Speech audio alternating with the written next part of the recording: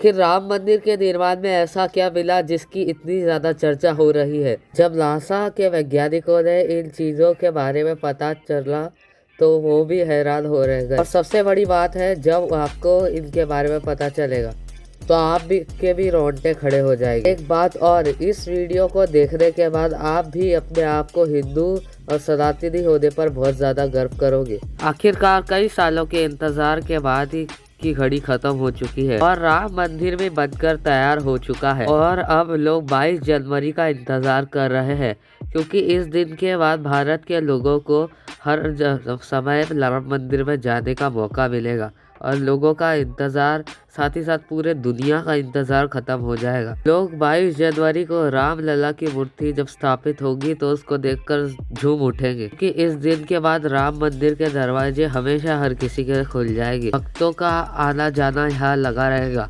होगी तो उसको देखकर झूम उठेंगे, क्योंकि इस दिन के बाद राम मंदिर के दरवाजे हमेशा हर किसी के खुल जाएंगे। भक्तों का आना जाना यहाँ लगा रहेगा। इस मूर्ति को बनवाने के लिए देश के 3 सबसे बड़े मूर्तिकारों को बुलवाया गया है। जो भी भक्त इस ऐतिहासिक पल को अपनी आंखों से निहारने का जीवन मरण के बंधन से मुक्त हो जाएगा, क्योंकि यह तो आपको पता ही होगा कि 22 जनवरी 2024 को राम मंदिर में राम लला की मूर्ति की प्राण प्रतिष्ठा होने वाली है। लेकिन यह मंदिर तो बनकर भले ही तैयार हो गया हो, लेकिन इसके निर्माण के समय कई चमत्कार हुए हैं। उसे देखकर मंदिर की पड़ती समेत कई लोग दंग रह गए हैं कि इन चीज़ों को देखकर नासा के वैज्ञानिक तक हैरान हो गए और उन्होंने तो अपना सर ही पकड़ लिया। और तो और वह ऐसी गहरी सोच में पड़ गए कि मानो उन्हें कोई भयानक चीज़ देख ली हो। आज की इस वीडियो में हम राम मंदिर के बनते वक्त हुए चमत्कारों और रहस्यमयी चीज़ों के बारे में आपको बताएंगे, जिसे सुनकर शायद आप भी यकीन ना कर पाओ। लेकिन वीडियो को शुरू करने से पहले जो भी प्रभु श्री राम के सच्चे भक्त हैं होने के नाते आप लोगों को इस वीडियो को लाइक करके नीचे कमेंट बॉक्स में जय श्री राम ज़रूर लिखना है। प्रत्येक देशवासी को यह पता लग जाए कि हम हिंदू भी किसी से कम नहीं है। नमस्कार दोस्तों, देख रहे हैं गुरुकुल यूट्यूब चैनल। आपको अगर इसी तरीके का रहस्यमय कंटेंट देखना है तो हमारे चैनल को सब्सक्राइब कर दीजिए। के राम मंदिर के लिए सबसे पहले ड्राइंग तैयार करवाई गई। अमेरिका से एक विशिष्ट वैज्ञानिकों की टीम को बुलवाया गया ताकि वे इसका निरीक्षण कर सके और होने वाली हर एक कमियों को दूर कर सके। राम मंदिर की शान में 4 चांद लग जाए। जैसे ही राम मंदिर के निर्माण के वक्त वहां की धरती को खोद दिया गया, तब धरती में से ऐसा वस्तु निकली, उसे बीसी देखकर सबके ही होश उड़ गए और उसे चमत्कारी और दिव्य वस्तु न कहना सिर्फ उन वैज्ञानिकों का होश उड़ गए, बल्कि भारत सरकार को भी हिलाकर रख दिया। के बाद तुरंत एक कमेटी बनाई गई और उसकी जांच के लिए लगा दी गई। लेकिन उसके बाद कुछ ऐसा हुआ कि वे सभी प्रभु श्री राम के भक्त बन गए। दरअसल यह बात है राम मंदिर के निर्माण के समय की, जब अमेरिका के थॉमस नाम का एक वैज्ञानिक भारत आया राम मंदिर के निर्माण कार्य का दौरा करने। दौरे पर आए हुए थे यह लोग, यानी कि थॉमस। यहाँ आकर उन्होंने देखा कि राम मंदिर के निर्माण कार्य में तो काफ़ी तेज़ी से चल रहा है, जिसके बाद उन्होंने अपना रूटीन काम शुरू कर दिया फिर से और अपना काम करना शुरू कर दिया। अपना काम करने के दौरान जैसे ही उनकी नज़र मंदिर परिसर के तरफ गई तो उन्हें एक ऐसी जगह दिखाई दी जहां धरती नरम पड़ी हुई थी। देखने के में वह धरती थोड़ी अलग लग रही थी राम मंदिर के परिसर से। थॉमस को अपनी अंतरात्मा से थोड़ी अलग प्रेरणा मिली और जिससे वह प्रेरणा को लेकर उसके मन में चीज़ें अलग अलग विचार लेने लगी। उसने अपनी मजदूरों की टीम को जमा किया और खुदाई करवाने को बोल दिया। एक बार के लिए तो मजदूर भी हैरान हो गए, ऐसे ही धरती की खुदाई क्यों करवा रहे हैं थॉमस। लेकिन मजदूरों का तो काम था उनका ऑर्डर मानना, इसलिए उन्होंने बिना कुछ सवाल किए खुदाई शुरू कर दी। जिससे ही वहाँ पर पूरी खुदाई शुरू हुई, उसी थोड़ी देर बाद धरती से पानी का प्रवाह शुरू हो गया। उस बहते हुए पानी को देखकर खुदाई करने वाले मजदूर भी परेशान हो गए, क्योंकि पानी के अंदर खुदाई करना मुश्किल ही नहीं बल्कि नामुमकिन सा हो जाता है। लेकिन जब इस पानी का सर्वेक्षण किया गया तो पता चला यह पानी पास ही की सरयू नदी से आ रहा था, और यह सरयू नदी का पानी था। यह पानी को पास ही की सरयू नदी के पानी से मैच करके देखा गया और पाया कि सरयू माता का आशीर्वाद है ये पानी। वह खुद राम मंदिर के कार्य को निर्माण के सहयोग में आ रही है, इसलिए यह सरयू माता का पानी यहाँ तक पहुँच गया है। इस पानी ने सभी वैज्ञानिकों को एक गहरी सोच में ढकेल दिया था, और यह सोचने लग गए थे कि अगर ऐसे ही पानी निकलता रहा तो जहाँ एक भव्य मंदिर निर्माण कैसे हो पाएगा, क्योंकि एक पानी वाली सतह पर मजबूत मंदिर बनवाना कोई हंसी का खेल की बात तो नहीं थी। उस समय सभी के दिमाग में एक ही बात थी कि सरयू नदी का मंदिर की भूमि के नीचे मिलना कोई चमत्कार ही है या फिर कोई कुदरत का करिश्मा। यह कोई भी नहीं जानता था कि आखिरकार जब कोई भी समाधान नहीं मिला तब सभी मिलकर श्री राम से प्रार्थना करने लगे, क्योंकि जाहिर है सी बात है कि जब तक वह माता सरयू के पानी की धारा बंद नहीं होगी तब तक आगे का काम शुरू नहीं किया जा सकता।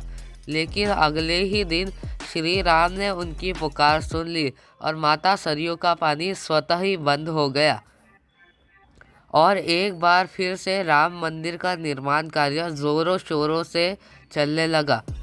और यह काम कदर चला कि अब यह अपने अंतिम छोर पर पहुंच चुका है, और 22 जनवरी को यहाँ पर राम मंदिर की प्राण प्रतिष्ठा भी की जाएगी।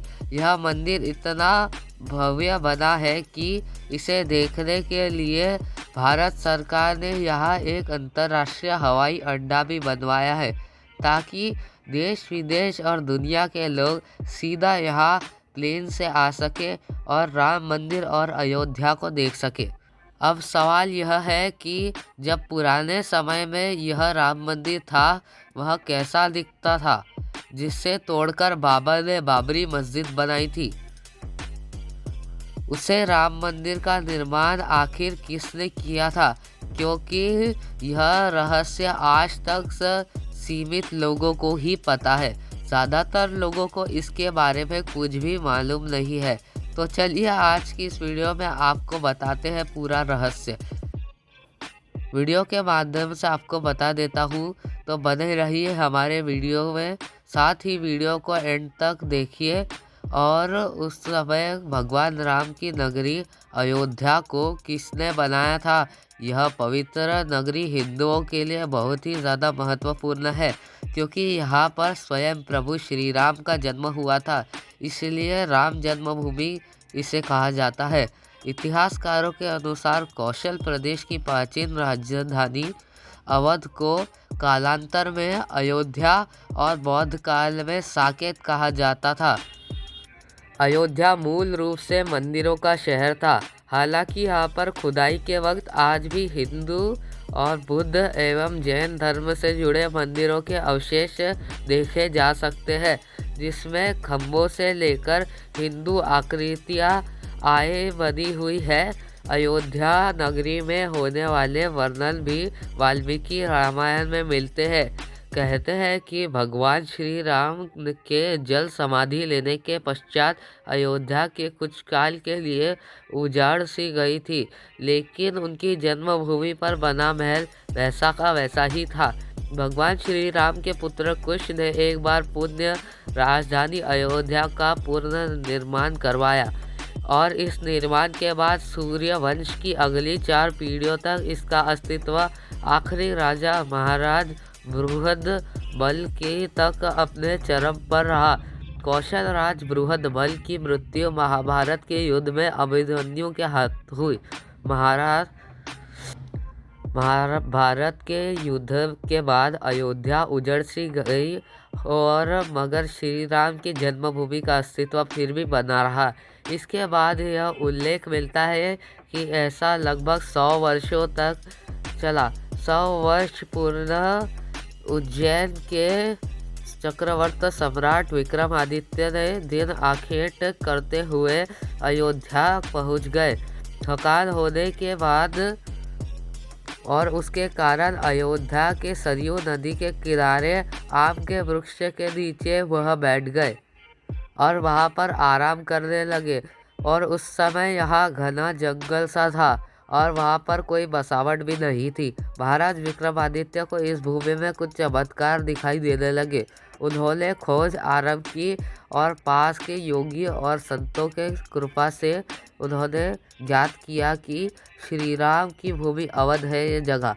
उन संतों के निर्देशन से सम्राट ने यहाँ भव्य मंदिर के साथ साथ कूप और सरोवर महल की आदि की बनवाए और उन्होंने श्री राम जन्मभूमि पर काले रंग की कसौटी पत्थर वाले 84 स्तंभों का विशाल मंदिर बनवाया और करवाया इसका निर्माण। इस मंदिर की भव्यता देखते ही बनती थी। विक्रमादित्य के बाद राजाओं ने उस समय इसकी देखरेख की और उन्हीं में से एक शुंग वंश के प्रथम शासक पुष्यमित्र शुंग ने भी मंदिर का जीर्ण उद्धार करवाया। पुष्यमित्र का शिलालेख अयोध्या से प्राप्त हुआ था जिसमें उसे सेनापति कहा गया है तथा उसके द्वारा 2 अश्वमेध यज्ञों का बारे में भी उसमें लिखा गया था।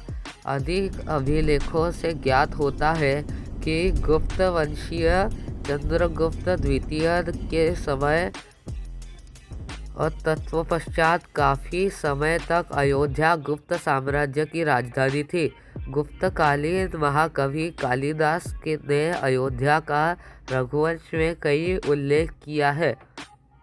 इतिहासकारों के अनुसार 600 ईसा पूर्व अयोध्या में एक महत्वपूर्ण व्यापार केंद्र था। इस स्थान को अंतर्राष्ट्रीय पहचान 5वीं शताब्दी में मिली क्योंकि यह बौद्ध धर्म का केंद्र रूप से विकसित हो चुका था। कहते हैं कि चीनी भिक्षु फाहियान ने यहाँ देखा कि कई बौद्ध मठों का रिकॉर्ड रखा गया है और साथ ही 7वीं शताब्दी में चीनी यात्री नत्सांग आया था और उसके अनुसार 20 बौद्ध मंदिर थे। यहाँ पर 3000 भिक्षु यहाँ रहा करते थे। और 11वीं शताब्दी में कनौज नरेश जयचंद आया था जिसने मंदिर जो विक्रमादित्य ने बनाया था उसका शिलालेख को उखाड़ कर अपना नाम जयचंद वहाँ लिखवा लिया। अयोध्या में लूटपाट, पुजारियों की हत्या और मूर्तियों को तोड़ने का क्रम जारी रहा जब मुगल वहाँ आ चुके थे। 14वीं सदी में तक अयोध्या का राम मंदिर में ये लोग तोड़ने को सफल नहीं रहे। विभिन्न आक्रमणों के बाद भी राम मंदिर वैसा का वैसा ही था। श्री राम की जन्मभूमि का मंदिर भव्य ही था। तब भी 14वीं शताब्दी में तक बचा रहा ये मंदिर और उसके बाद हिंदुस्तान पर मुगलों का अधिकार हो गया और उसके बाद राम जन्मभूमि एवं अयोध्या को नष्ट करने के लिए कई अभियान चलाए गए। साल 1527 से 1528 में भव्य राम मंदिर को तोड़ दिया गया और उसकी जगह बाबरी ढांचा खड़ा कर दिया गया। कहते हैं कि मुगल अभियान के समय अयोध्या में श्री राम जन्म का स्थान स्थित प्राचीन और भव्य मंदिर को तोड़कर मस्जिद बनवाई गई। शासक बाबर के सेवक मीर बाकी ने ये सब काम कराया और औरंगजेब ने बाबर का सपना पूरा करते हुए यहाँ बाबरी मस्जिद का निर्माण करवाया। पर अब 22 जनवरी को यहाँ राम मंदिर का उद्घाटन होने वाला है और रामलला की प्राण प्रतिष्ठा भी होने वाली है। तो कमेंट बॉक्स में ज़रूर कहें कि गर्व से हम हिंदू हैं। चैनल को सब्सक्राइब करें ऐसे ही वीडियोस देखने के लिए। वीडियो को लाइक करें और अपने दोस्तों के साथ शेयर करें। धन्यवाद।